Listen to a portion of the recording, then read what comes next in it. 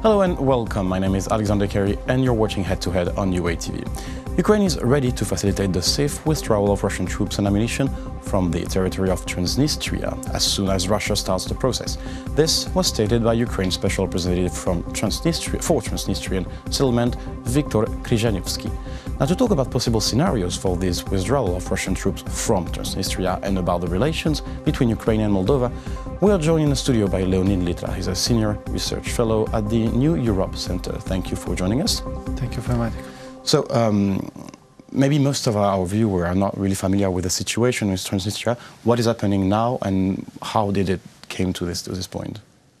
Well, Transnistria is an uncontrolled region of Moldova, which came as a result of the war between Moldova and the Russian-backed separatists, so basically with Russia.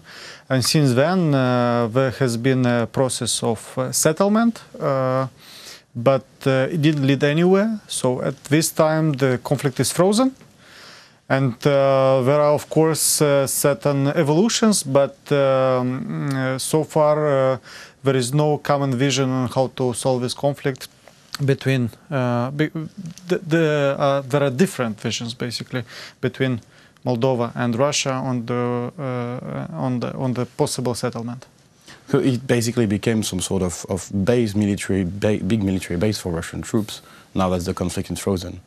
Yes, basically the troops were located there since the Soviet Union times, and when the conflict emerged in 1992, the troops remained there after the ceasefire. Since 1992, there was continuous discussion about withdrawal of troops. However, Russia did not serve its promise, basically, because it promised before, and it took actually commitments, legal commitments, at the OSCE summit in Istanbul in 1999. There was sort of start of withdrawal, early 2000s, but then the withdrawal was cancelled. And since then, Russia is not willing to withdraw, despite the fact that the troops are illegally residing on the Moldovan soil. Even more, Moldova is actually a neutral state, and by constitution, it does not allow foreign troops on its land. Now, recently there has been moves towards this withdrawal because, well, the Dodon, pro-Russian president, is more or less fighting in their tensions with the parliament. I understand that the parliament wants these troops out, and Dodon is heading another way. What possible scenario could happen inside, and how the internal politics of Moldova can influence this withdrawal? Well, it's true that there are various ideas on how to proceed further. However, I think Dodon as a president could, first of all, should be guided, first of all, by the constitution of Moldova. And the constitution says very clearly that there should be no troops on Moldovan soil. And even more, the Constitutional Court ruled a decision confirming this. It happened last year, 2017, confirming that the Russian troops in Moldova are illegal and should be withdrawn.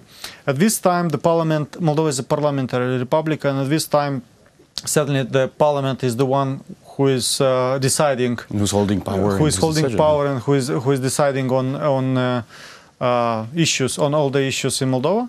Dodon has his opinion, but I would say that his position is highly ceremonial at this point.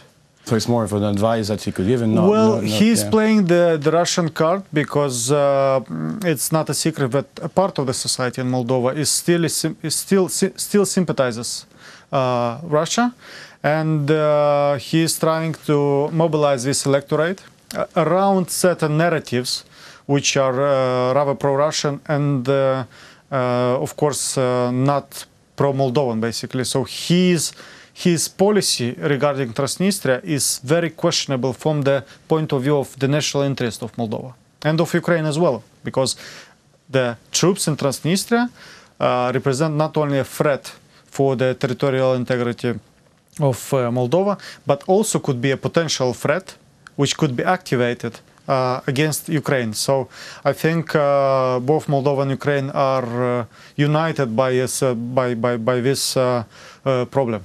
Which brings us to the role of Ukraine. Why is that recently we heard these statements from Ukraine? Why not before? Because Transnistria's situation exists since a while now.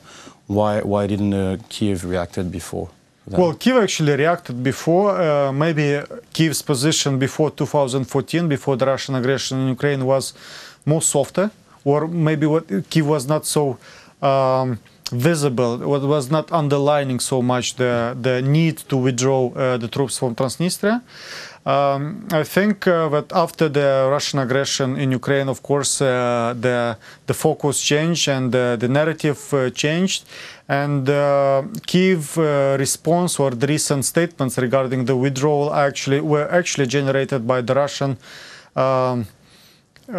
fake arguments, by the way, of why they are not able to withdraw their troops from Moldova, because the Russians mentioned later this year, last year and this year also, that they are not able to withdraw the troops because they couldn't do this since Ukraine is not allowing this to happen. So it's putting the blame on Ukraine, which is certainly not true. And the recent statement of Mr. Kryzhanivsky and of last year of some other Ukrainian official is directed to actually show that it is Russia blocking the process, since Ukraine is ready to offer such a corridor should Russia stick to its commitments of withdrawal the troops.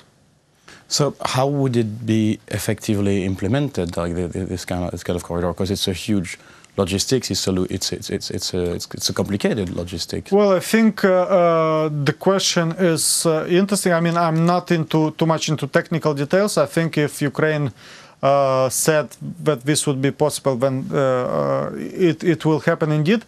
However, I think that at this time, I mean, this is a secondary question. The primary question, if there is any willing on the Russian side, and if there is any power of the normal world, let's say, let's put it like of the Western community, of the international community, to make Russia take off its troops from Moldova. And I think that this is not the case. We have had recent statements from the Deputy Prime Minister Rogozin, Russian Deputy Prime Minister Rogozin, who said that this is not going to happen.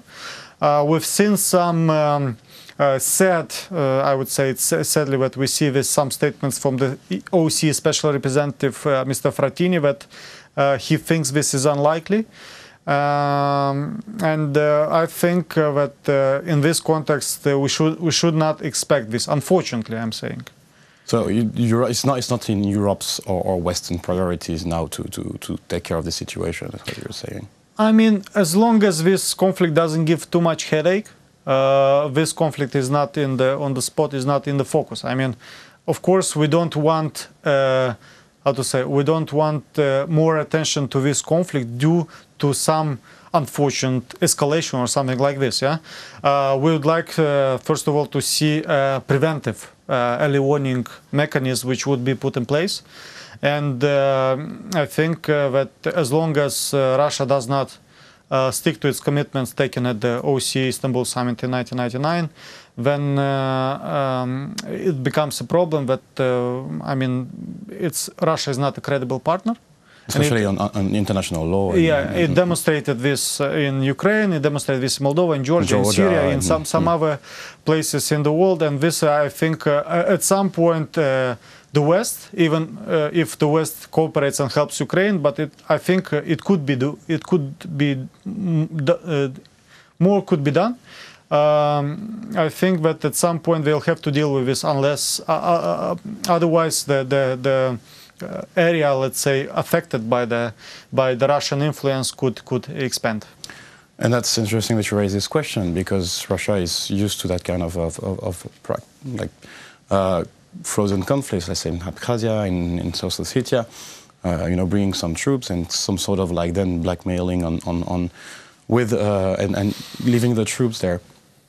Do you see some similarities with the situation in eastern Ukraine? Do you see some between the Transnistria? Do you see a Transnistrian scenario, for example, in eastern Ukraine? Well, certainly there are a lot of elements which show that Russia used actually the same blueprint in the east of Ukraine as it did in Transnistria. In Transnistria, they did some mistakes, and Moldova did some mistakes, so both of them did some mistakes. And for instance, Russia recognized its role as a party in the conflict by signing the ceasefire agreement in Transnistria in 1992. They don't do this now in the case of Ukraine, because they understand that they will be held accountable for the situation in the east of Ukraine, and they deny actually their role in the east of Ukraine, unlike in the annexation of Crimea. And I think Ukraine does right that it does not recognize the separatist republics as party in the conflict, because it's not them. They are proxies of the Russian, they are elements of the Russian, let's say, technique employed in Ukraine. So certainly there are many things in common. One thing which is different is that unlike Moldova, Ukraine has a direct border with Russia, physical border. And this is, of course, a big issue, because Ukraine is not able to get control over the border. Some other elements which could be distinguished, of course, is that unlike in Moldova, where the war was about several months, in case of Ukraine, it's still a loss. I mean, the ceasefire is not in place, and basically the Minsk agreements are not observed.